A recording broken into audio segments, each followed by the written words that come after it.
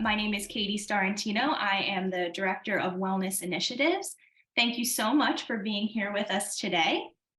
We are going to be speaking with Angela Dobrinsky about coping with grief through the holidays. And just a few things before we get started today. You'll see a Q&A box. If you hover over the bottom towards the right, you'll see a Q&A box, has two bubbles. And you can ask questions throughout, and Angela is going to answer throughout. So if something comes up for you, please put it there and we'll talk about it. Next to the Q&A box, you'll also see something that says show captions, and it has two little C's.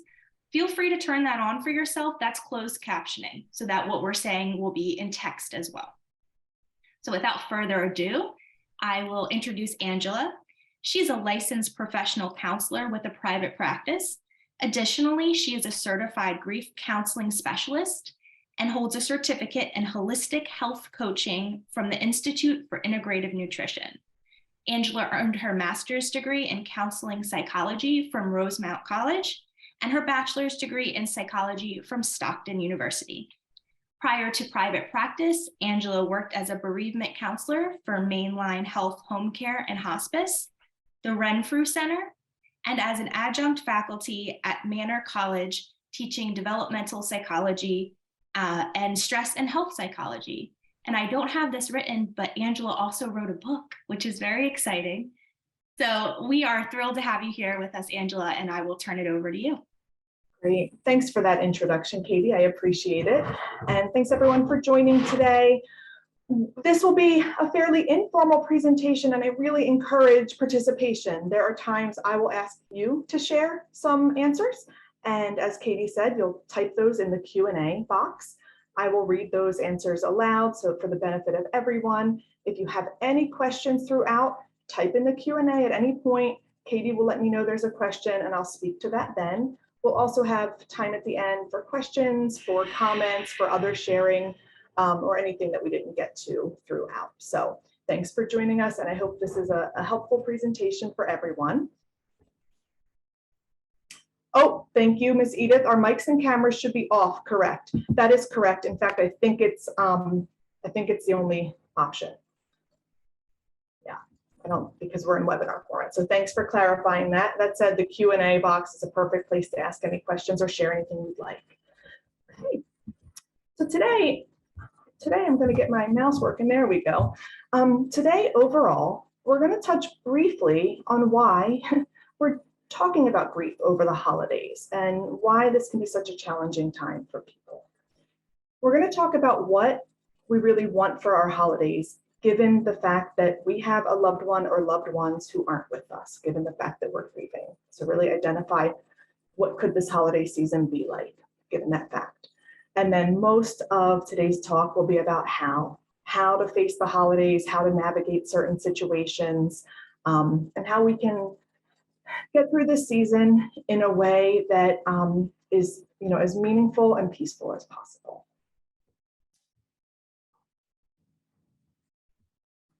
Okay, why? We'll touch on this briefly. The holidays are tough. There's togetherness everywhere. The holidays really highlight more that we miss about this person or people, right? It's rich with experiences, with memories, with traditions, and it's like this hole is so glaring once the world around us is filled in with holiday festivities. We're changed without the people that we love. We're not the same person, regardless of who this loss was. I will use the words loss and death interchangeably at times, but of course also acknowledging that we lose a lot aside from just death, right? So for instance, we've lost a loved one. We also lost part of our identity, part of our traditions, maybe our home, things like that. But I will talk about loss and death sort of interchangeably because we grieve them all and the process can be really similar, regardless of the nature of the loss, okay? It's sort of the end of an era without a person or certain people because everything's different. These holiday triggers are everywhere. So people, there's songs, the smells that can bring us right back, the foods that remind us of our loved ones, outings, the holiday prayers, the decor, the endless commercials and ads and movies and entertainment.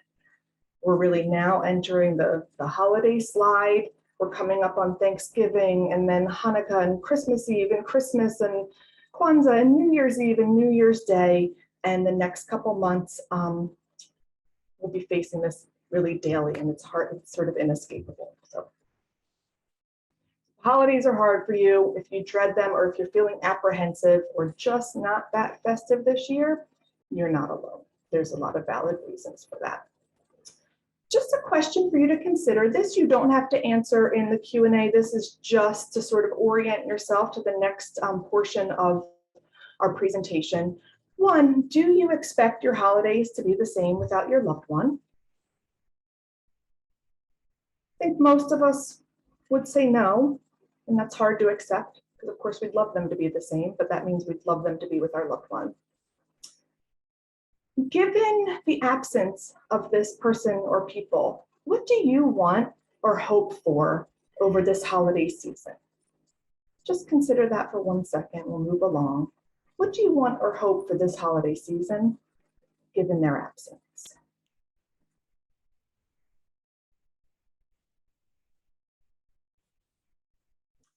One thing I'd like to point out, the last sentence in that second bullet point, given their absence this season, everything we'll talk about today is really how to approach this year, this season, this time. So this is not how you will navigate next year's holiday season necessarily. And these aren't decisions about long-term changes to holiday traditions or how you'll manage or cope through the holidays going forward. This is about this year, because from year to year, our needs change and our lives change. So keep that in your mindset too as we're moving forward. Okay. Some people say to me that over this holiday season, they wish they weren't sad. They don't want to cry. They don't want to cry, what they say, randomly or often, right? Or in public. Or they hope that things can be just how they used to be. We know most of these are unrealistic, right? So there will be moments of sadness, if not prolonged sadness. There might be crying if you're someone who cries, and it might be in public, or it might be at just what feels like the wrong time. And we know things can't be how they used to be. So given that, this is a time I'd love for you to share in the Q&A box, if you're so able. I think the sharing just enriches the presentation and makes it more applicable to everyone. Given that, what do you really want for the holidays this year? What would make them a success, given your loss? Or what would, come January 2nd, looking back, what would make you say, you know what, that was the best it could have been? So take a minute in the Q&A and I'll share some. Oops, I didn't mean to advance, but here we go.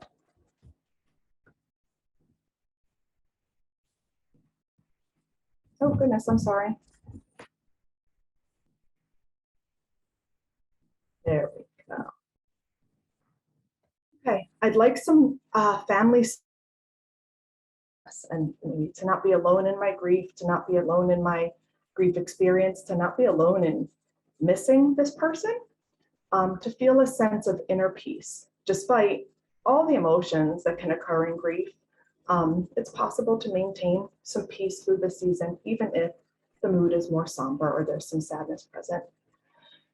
Trying to do some things differently so that it's not the same. We'll talk about a lot of examples of how you might do that. And I think that particularly in sort of earlier phases of grief, the first few years after a loss, that's usually the most bearable way to approach a lot of activities, is to just do something different, right? Because it's so not the same that to do something the same just feels wrong or off. For everyone to understand, everyone in the family to understand that it's okay to not be okay. We don't have to act as if nothing happened. We don't have to act as if we're not bereft. It's okay if we're crying together right after we're laughing at a holiday movie. It's all okay. Thanks for that. To still feel that I'm cared about and loved, particularly if you've lost, I'll say, your person, For many people, that's a spouse. For some folks, it's a parent or whoever you really felt most closely bonded to. If that's who you've lost and there's not someone checking in on you daily and there's not someone to report back about just your day or about your shopping list or whatever, it can feel so lonely. So to feel that I'm cared about and loved by other folks too, thanks for that. And that we remember my husband, my loved one, as a family, that he's integrated into the holiday gatherings, that he's still present. He's not forgotten, but we're also here together, accepting that he's not here and being okay in the present moment. These are some great responses. Thanks everyone for sharing.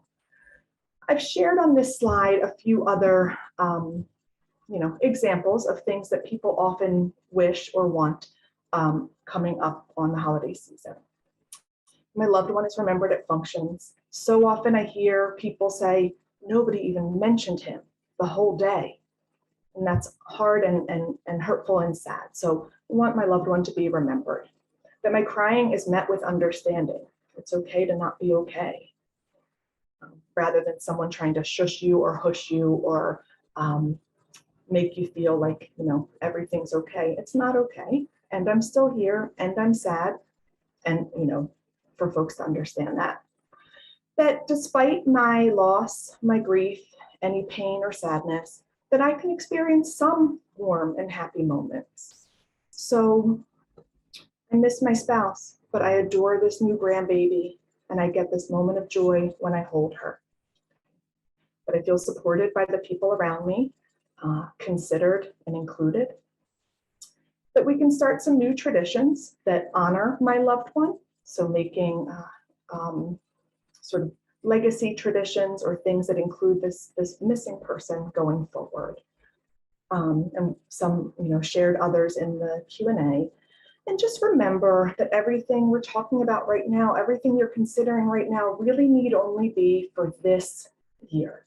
And that can help you face it so much more easily than trying to envision the rest of your lifetime with different holidays. We're talking about this year and what we can do to make it go as smoothly as possible.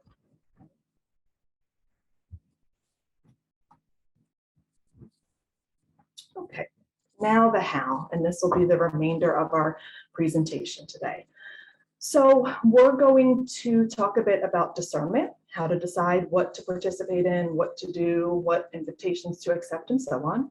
We're going to talk about creating some backup plans. I think I want to do this, but I'm going to have this plan B lined up just in case.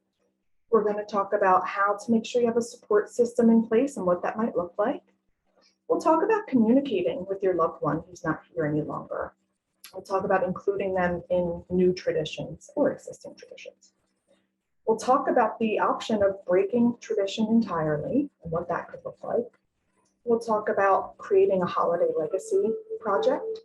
And we'll talk about a bit about finding silence in this fairly harried season, finding some silence and moments of introspection, reflection, prayer, meditation. So we'll start with discernment, and I'd love to hear your feedback in the Q&A. When you think about facing some decisions around what to do over the holidays, for instance, should I put a tree up or not? Should I go to this traditional New Year's Eve party with these other couples or not? Do you have any system or plan in place for how you make those decisions? What are those decisions contingent on for you at this point? We'll talk about some more possibilities, but if you'd like to share in the Q&A, just what are some decisions, or what are some sort of, what's your approach to making decisions around these difficult opportunities over the holidays?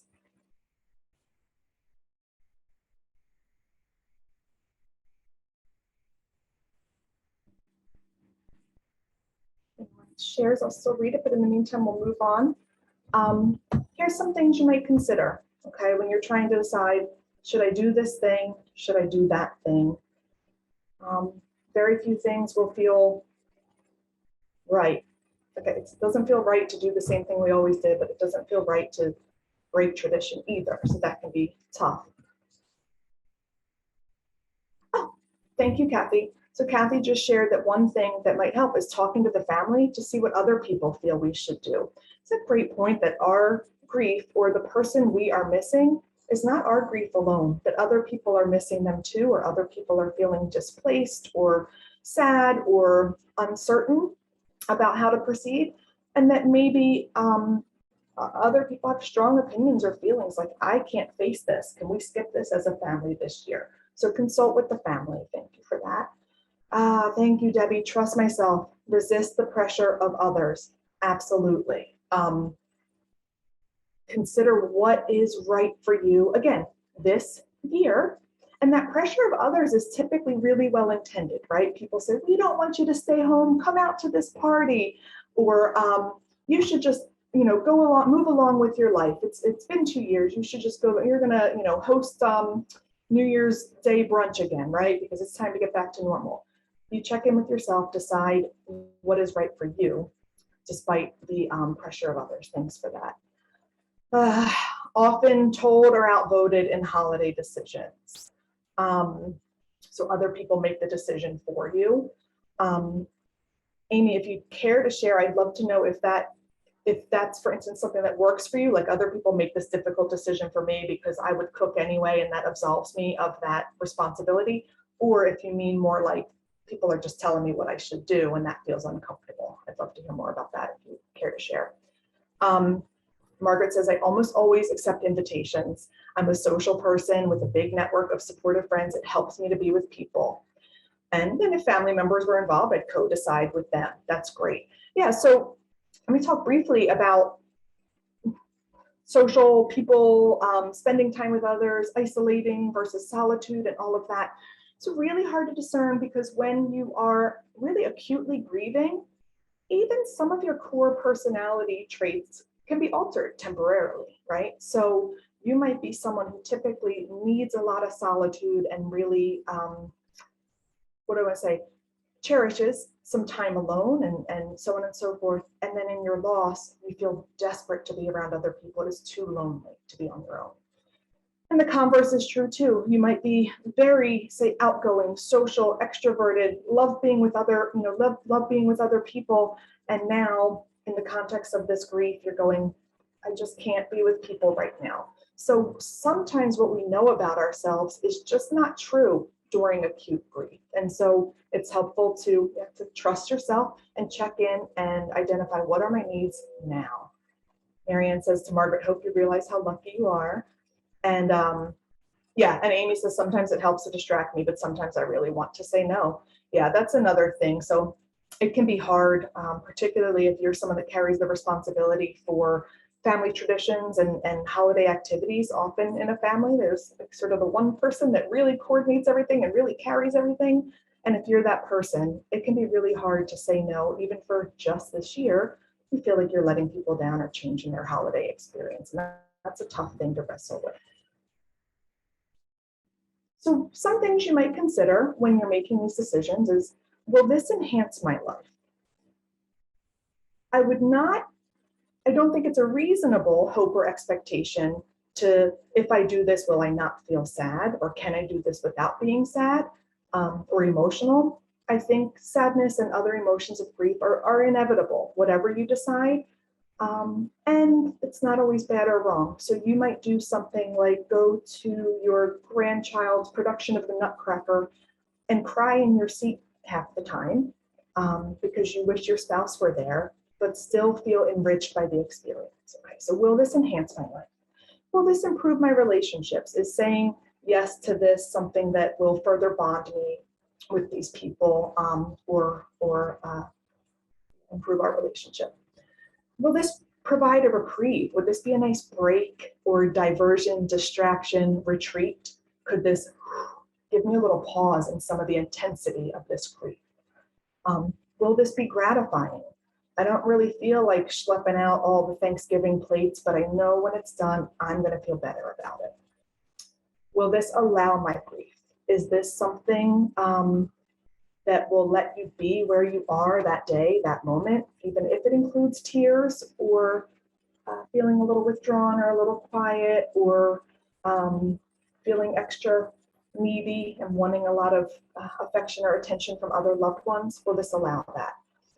And also consider, will this drain me? Do I feel like if I do this, I'm going to come out the other side needing to be in bed for a week? And will this make me feel lonelier or alienated? One example is I've had a lot of clients who, even though they, for instance, have always loved going out with their friends on New Year's Eve, it's also always been a couple's outing, and they've lost their spouse. And now that New Year's Eve, despite the closeness of those friendships and the support they get from those friends, will just highlight their loss too much and won't be a benefit to them. And that's not true in every case. That's just one example of something that might make you feel lonelier or alienated, even if you're joining other people. If you can share in the Q&A, are there any other considerations you can think of? We'll move along, but if you can think of any other factors to consider when making these decisions that you'd like to share, I'll share those with the group.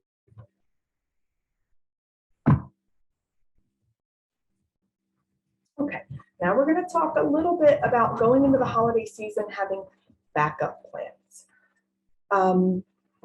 We can plan and plan and plan and say, here's how I'm going to handle Thanksgiving. And then we get to Thanksgiving and that plan no longer feels like what we need that day, because grief is so variable, right? It can change from day to day. Today you might feel strong and outgoing and social, and by this afternoon, in fact, you might feel like taken to bed for a day. So I think it's really helpful when you're considering all of your plans and commitments over the next couple of months to decide on like a plan A. I think this is what's going to be best for me, but also consider a plan B. If I'm not feeling that way that day, here's what I can do. So you might, I mean, this sort of allows the ability to just honor where you are in that moment for this year, okay? You might communicate your plan A or plan B to someone close to you, to the host of an event, to a sort of stakeholder, someone who might be joining you for this thing, or someone who is particularly attached to a certain tradition, say. For instance, you might say, I appreciate the invitation for Christmas Eve and I'd like to come. I think I'm going to play it by ear. And if I get there and it's too hard for me, I'm just going to slip out discreetly if that's okay with you. These holidays are really hard for me. Something like that, okay? I'm going to yield to the day's need. You're going to see where you are at that moment. I do caution folks against overcommitting. Like, for instance, if you're going to, say, Thanksgiving dinner and you're offering to bring the potatoes and the green beans, and then it's not the day for you to be there, they're going to miss the potato and green beans, and that's going to feel rough for you to make that decision. Maybe this year you're offering the bottled beverages or something that you could feel okay if you don't make that commitment, or they can easily have a plan B for that. Honor your mood and your energy state. Last slide, we talked in part about discernment, or one factor of discernment being like, will this drain you? And so an analogy I use in my book is that grief is often like having a puncture in a gas tank of a car. So you can, drive from point A to point B, but your gas tank might be empty when you get there. Whereas this time a year or two ago, that gas tank could have lasted you for days. There are some ways to refuel, like rest, support from friends and family, prayer, meditation, hobbies, these other things that can help sort of enhance our life, enrich our life, and renew us a bit, but it all drains far more quickly. So do be aware of your mood and energy state over this holiday season and honor it. It might call for more naps. And then finally, you get a pass if you need it. And it doesn't matter whether your loss was 3 months ago or 3 years ago. It doesn't matter whether it was a spouse or a distant cousin. If you're feeling this loss and it's impacting how you face these holidays, you get a pass. It's okay to say no more often than you typically would. So I have a couple scenarios for you. This would be a great time to share in the Q&A. I would love to hear how you would handle these possible situations in terms of what might be a plan A, what might be a plan B. This could be how you think you will respond, or this could be how someone might respond. But just to share some examples of ways we might create a plan A and plan B in facing different holiday decisions. So for instance, in the Q&A, what would you do if this year you're asked or expected to host Thanksgiving as usual? What's your plan A for that? What's your plan B?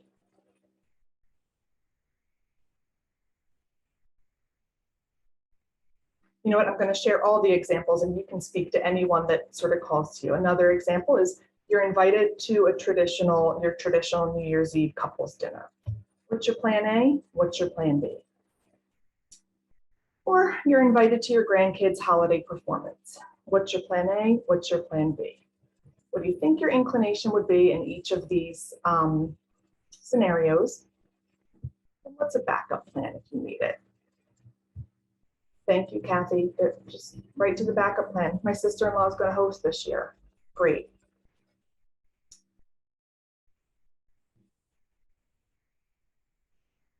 Plan A is to go through regular traditions, but then plan B would depend on my gas tank.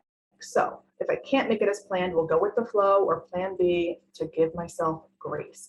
I appreciate that so much. I think that's exactly what all these decisions ultimately hinge on. And it's tough, again, because there's tradition involved, there's other people involved, and you know, our grief is impacting other people, and that's not wrong. So thank you for that, Edith, that's great. Plan A, I would still host, but only with specific help. Like, you're going to be in charge of this, you need to come at this time, I need help doing this. Or plan B, play the widow card and say it's not possible at this time. Thank you for saying that, Margaret, and for that language in particular. In a grief group I used to run, we talked about that all the time, how it's not unreasonable to play the widow card, or to say, I've had an awful loss. I can't host Thanksgiving. That's not in the cards for this year. So thanks for sharing those, everyone. Now we'll move on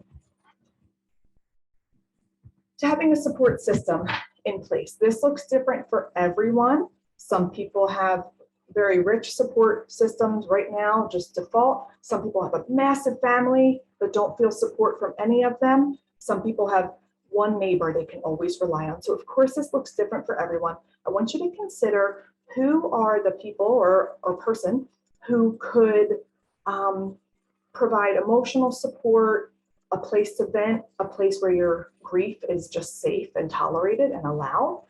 Who are those people for you? So to have a person to whom you can reach out for I call it like an SOS chat, whether it's by phone or text or however you prefer to communicate, can be invaluable.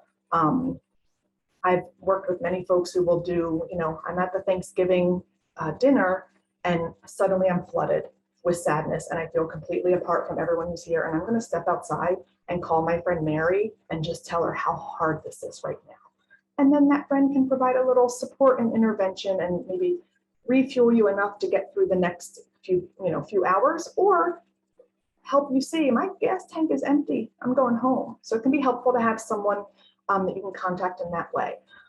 So who's that person that would be on your speed dial? You could create text or chat groups. If you have other people, particularly that are also grieving, this can be so helpful. People will write, help, I just got this call from this family member and I feel so panicked about this thing. I can't face it without my daughter this year.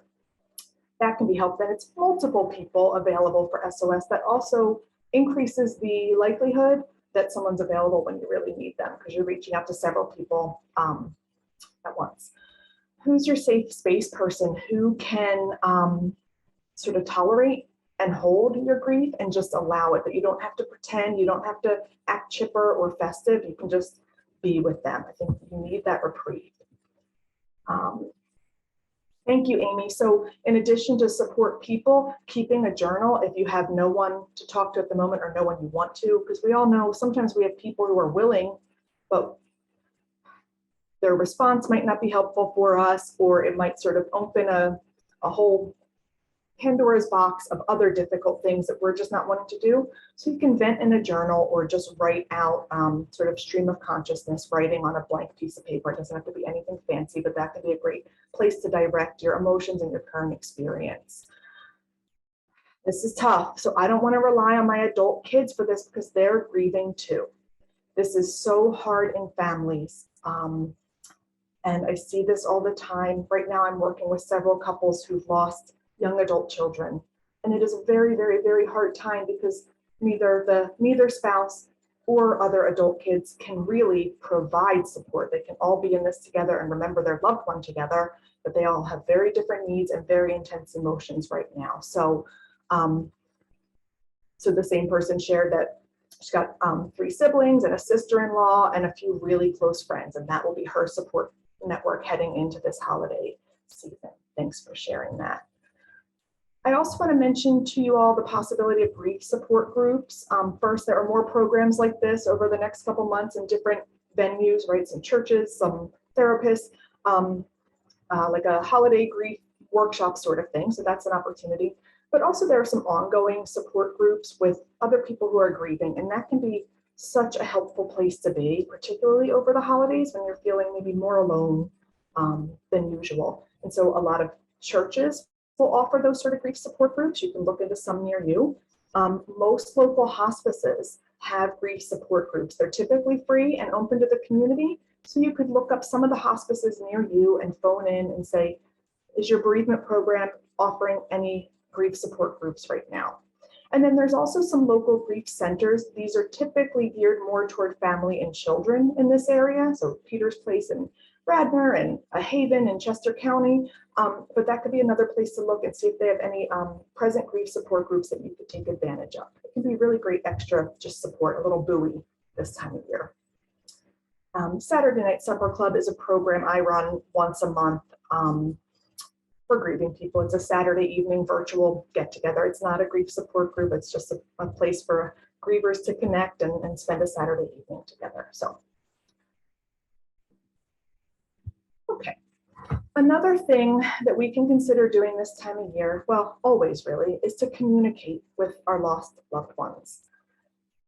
Everyone has different experiences with this and different preferences, clearly. So I'm going to talk about some things that I know have helped for many people, and you take what sounds right to you and leave the rest. But I do think that we feel closer to our loved one and less alone and a little less bereft when we're having some level of communication with them. It brings them present, right? So they're not physically here, but we feel more like they're with us. These are the moments where something happens and you look up and say, did you hear that, Joe? Things like that. When we can have those communications, I think it can soften the edges of grief a bit. So one way to do that would be to journal or write letters to them. I had one client a few years ago who was hesitant to try letter writing to his late wife because he's not a writer. But months later, he shared with me that he had 90 pages of writing and was considering making it into a book for himself, that he daily was writing to his spouse, and that it was such a comfort and helped his grief process immensely. Prayer and meditation, again, so contingent on your own faith and spirituality, but consider those and what those might look like for you in terms of connecting with your lost loved ones. And visiting a gravesite or burial site, having a little graveside chat can be sad and be a balm at the same time. So consider how you might communicate with that loved one. Feel free to tell them your joys, tell them your sorrows, tell them your uncertainties, just to invite them into your present life and include them despite their physical absence. Okay. Including your late loved ones in new traditions. If anybody here has a way that you do this, please share in the Q&A. I'd love to share how you include lost loved ones in your holiday traditions.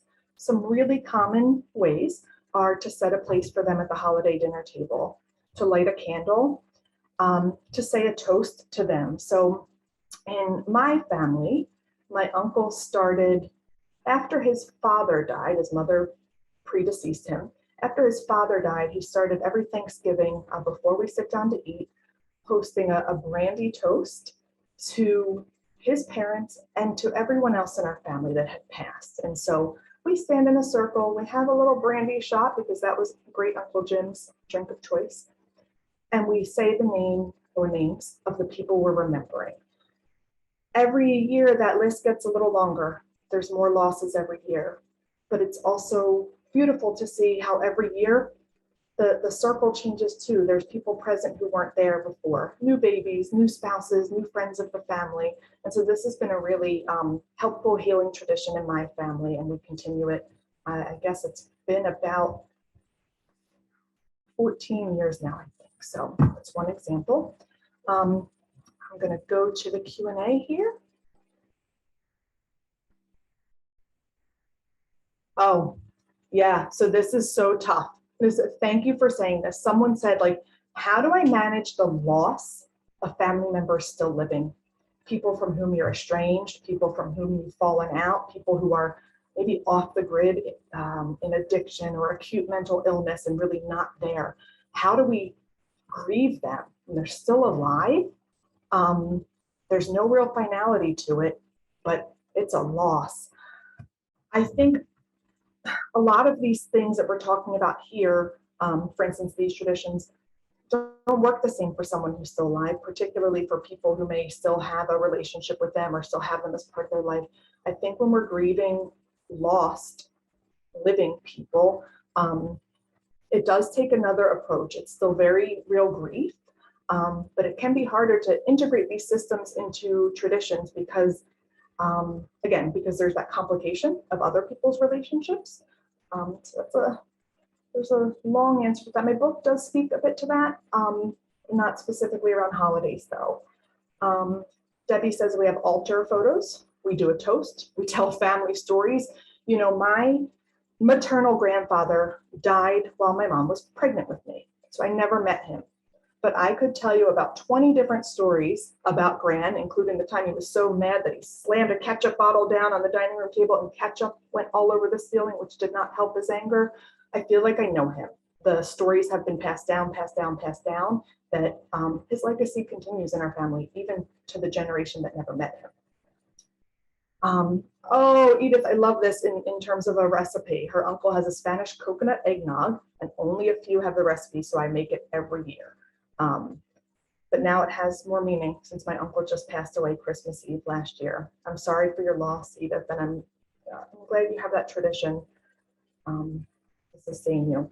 Yeah, so loss comes in many forms, speaking to the living family member who's lost and no longer present, someone we're grieving. And death can cause a wedge in families. A majority of the people I know in my personal life and the clients I work with find themselves after a difficult loss, losing certain friends or family, or having a falling out, whether it's about an estate or about holiday traditions or about unmet needs. So a death can cause all these other relationship losses. That's really tough. I would encourage you, for those of you who relate to that, to also consider which relationships have been added or enhanced since your loss. So who showed up that surprised you? Who has filled a role in your life that didn't exist before your loved one died? So consider that as well. Thanks, everyone. Make the recipe we talked about. I'll talk a little bit more about that. I like Edith's eggnog story and talk about them, share photos. At one holiday dinner, my family, the hosts, have out little baskets all over each little end table of printed photos of family throughout the years. Photos from the 50s, photos from last year, every branch of the family. In fact, I'd say about 50% of them, I have to say, wait, who's this again? And I don't know this person, but it's such a great tradition and encourages so much talking and including the people who have passed. Those pictures are also those of us who are living, but it's just such a great way to connect and to include our missing loved ones. This is just one example.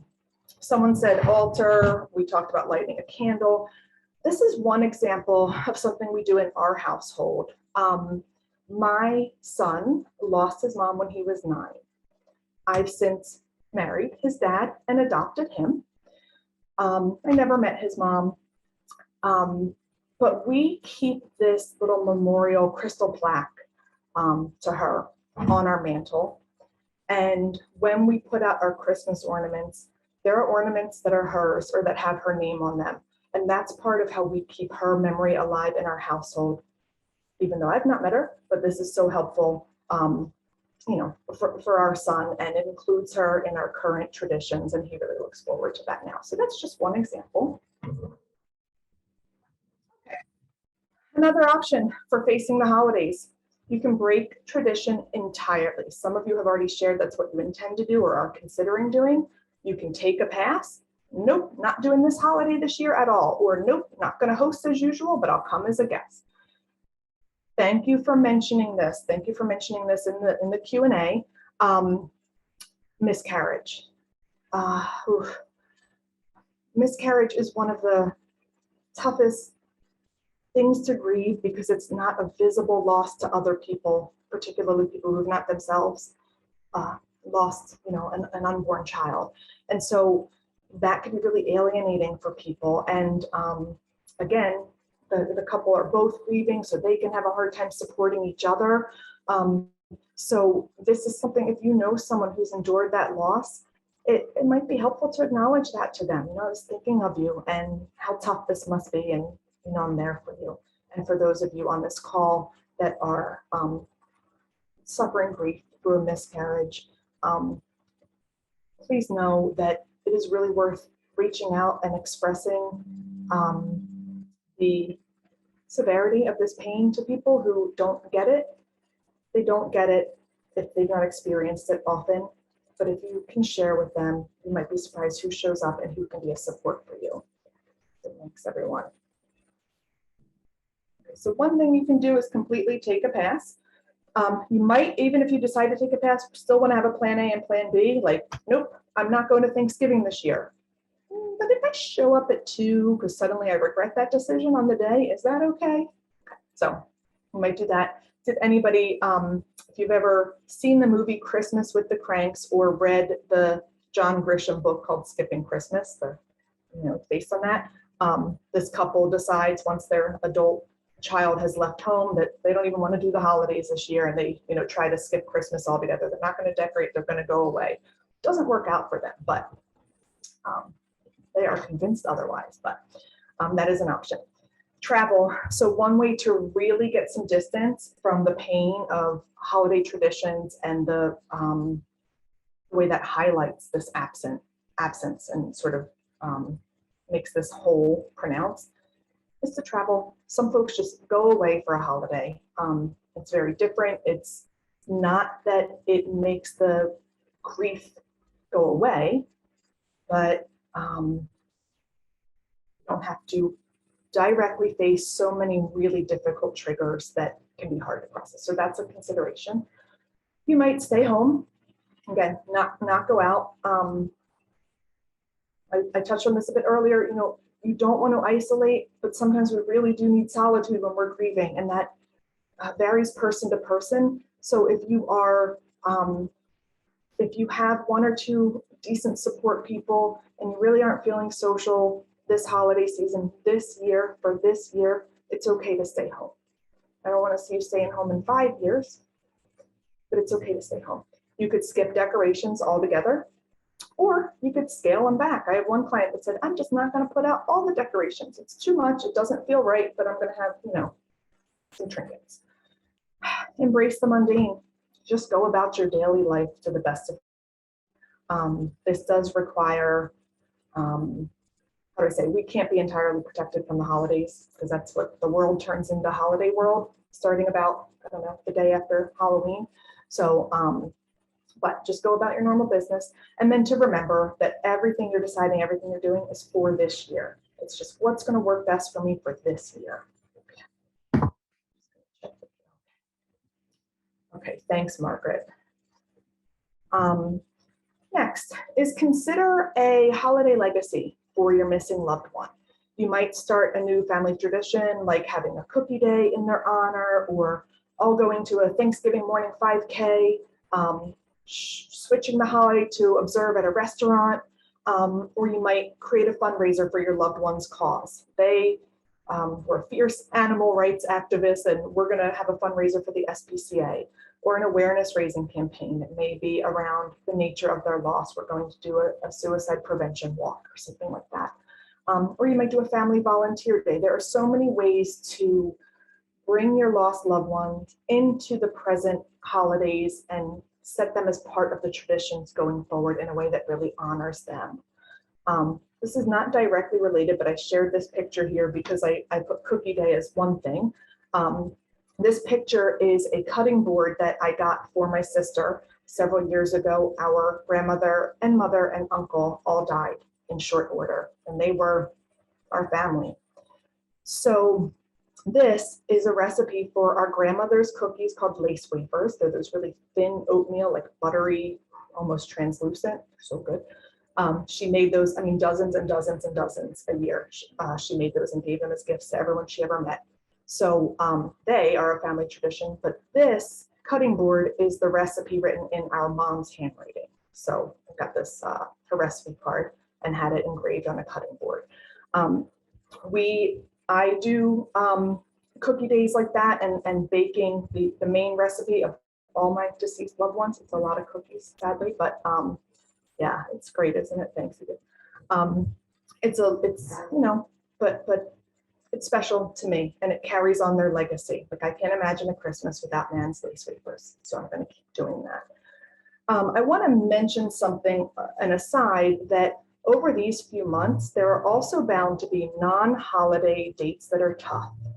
Birthdays of loved ones, anniversaries of marriages, anniversaries of the day of death of loved ones, and so on. So this is really like a double whammy when it's in the holiday season. And I just want to mention that, and that, you know, you consider all of these things in relation to those sort of days too. And so in my family, my sister and mom and I each had a birthday 1 week apart, October 30th, November 6th, November 14th. Our mom's birthday is November 6th. And for the past couple of years since she passed away, my sister and I, who lives 3 hours away, spend the weekend together and just do things to honor our mom, remember our mom. Went antique shopping, saw a friend of hers, watch a movie she loves, things like that. So that's been a nice tradition, not necessarily holiday tradition, but because those special dates and observances fall within the holiday season, I just wanted to share that here.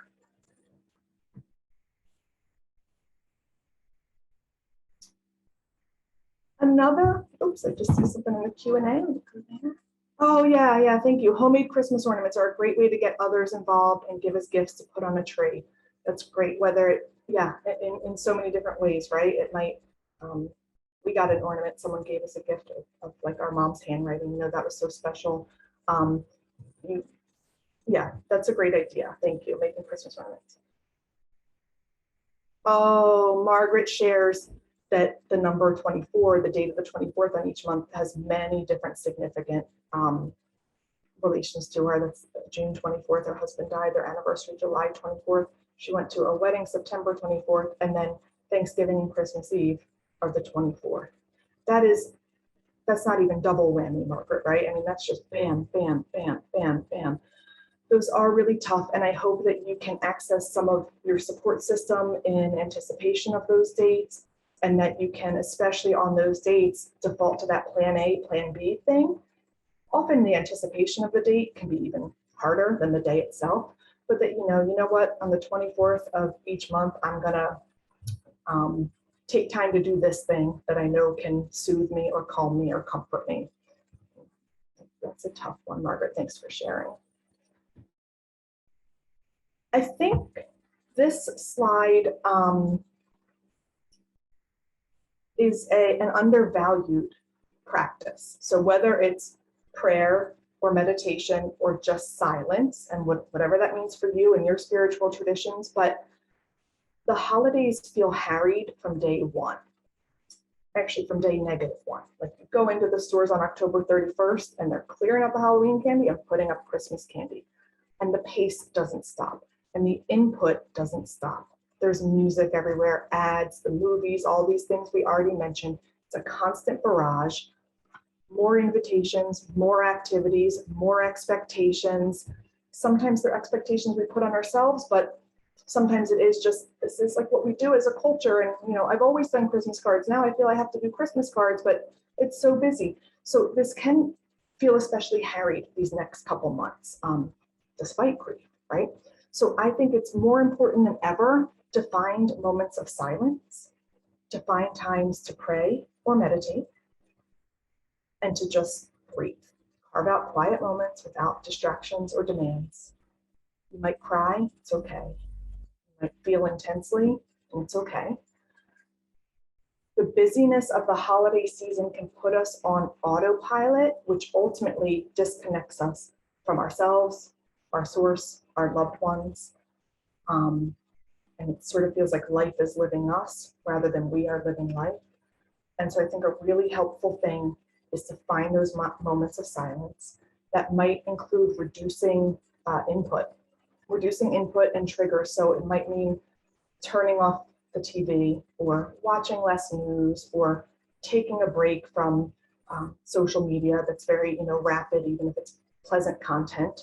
How might you, just take a moment and pause and answer in the Q&A if you can, how might you reduce your exposure to all of this stimuli so that you can find some quiet moments? Go ahead and share in the Q&A. We'll share that out loud, and then we're going to do a little closing activity because we're getting near the end of our time. So how might you reduce your exposure to all this input that can be noisy and prevent you from finding some silence? One thing I suggest to people, especially, if you love news, consider switching to a newspaper for a couple months, like a print newspaper, not even online with pop-up ads and hyperlinks, just a newspaper. Turn off the news, turn off the internet news sources. That can provide a little more quiet. Read a book and drink a cup of tea with music on. Just disconnect. I would say put the phone down too, right? Because it's a constant distraction and input. So read a book, drink a cup of tea with music on. Plan a time in each day to turn off. That's great. Thank you for that, Debbie. Because we can say we want moments of silence, but typically if we don't plan and reserve them, the day fills. This input is a barrage, right? So maybe every day at 5 o'clock, because it's an easy time to remember, I'm going to take 20 minutes and just turn off everything. Connect with the outdoors. The outdoors and nature are massively healing. If you can get outside, a little fresh air, even if you're just sitting on your front stoop, a little sunshine, a walk in the woods. There's some very real mental health benefits to being in nature and spending time outdoors. So that's a great thing to increase if you're able to do that. Trying not to feel guilty. We give others the grace that we need to give to ourselves. Turn my phone on silent and give, and to those around me, it's not about them right now, it's about me. So I can be unavailable for these 20 minutes because that's what I need. And that, to your point, Edith, that's what you would tell a beloved friend, right? If they were suffering with the same thing, and say, don't answer your phone, take 20 minutes for yourself. Someone else is saying my issue is too many alone or quiet moments. Yes. And that can be its own danger, because when things are too alone or quiet, things get really loud in here. So for you, I'd encourage you to find something you can do that's easy, portable, and engaging, that you could spend some of your time on instead of a quiet moment. You might take an active moment, for instance, a jigsaw puzzle that you really need to focus on, or doing a painting, or I don't know, cleaning a closet, or whatever it is for you that takes some focus and attention and sort of can get you out of your head. So that would be the converse suggestion for someone who already has too many quiet moments. Oh, yeah, I got it, Edith, thank you. Listen to more music, less news. So glad I don't have to do Christmas cards this year. Nature and walks help, exercise, great. And that can provide quiet time by default. You might also, if you love, watching TV programs, you might opt for a version that has no commercials. That can help reduce the noise. Might listen to a CD instead of the radio, reduce some of the noise of the commercials. Thank you, everyone, for sharing that. I'm just sharing 2 quotes here because I love them. Listen in silence, because if your heart is full of other things, you cannot hear the voice of God. And prayer is when you talk to God. Meditation is when you listen to God. I just like that concept of listening and getting feedback from God, spirit, the universe, the vibes, your gut, your intuition, whatever you call it, something that's not just your brain, the pause and the listening for feedback and guidance. Just a few final thoughts, and then I want to do one exercise and then we're through for today. One, just beware of alcohol. If you're someone who drinks, it can be tempting and it's more present around the holidays, but it really can increase depression and increase anxiety plus dehydration. So just be aware of it and try not to default to alcohol. Whether you're drinking or not, make sure you stay hydrated, drink a lot of water, especially if you're crying a lot, because you need it, especially then. Prioritize sleep when you can, take more rest, take more naps. And then I just want to share this 1-minute meditation with you. It's a quick, simple, portable breathing exercise that you need no supplies for, maybe a timer. I will time you in this case. And what we're going to do, if you'll indulge me, is take 1 minute, get comfortable wherever you are. And we're going to take 1 minute to close our eyes, breathe. You don't have to regulate your breath or change it in any way. Just breathe and bring your attention to your breath. Every time you're aware of another thought, shift your attention back to your breath. You don't have to fight this thought off, just bring your attention right back to your breath. So we'll do 1 minute and then we'll finish up, and I'll time you starting now.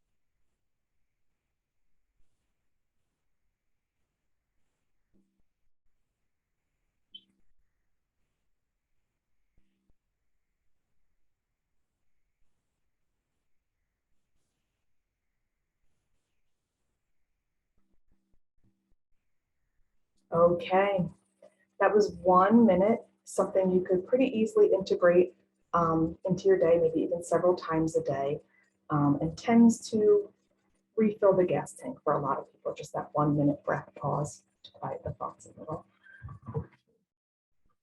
Katie mentioned my book. It's called Unmoored. It's self-published, so it's only available on Amazon, and you're welcome to look that up if you think it'd be helpful. And here's my contact information. If anybody has any other thoughts you'd like to share with me or reach out after, I'm happy to receive those. And that's all we have for today. Katie, we are through with this, and thank you so much for having me. Thank you. I have to say, I really appreciate everyone, your voices chiming in. I feel like just part of this community through this presentation. And I know it's a club none of us wanted to be a part of, but it was really valuable to hear you all contributing. And thank you for that lovely presentation. I see some things in the Q&A, lots of wonderful suggestions. Thank you. Thank you so much for having us.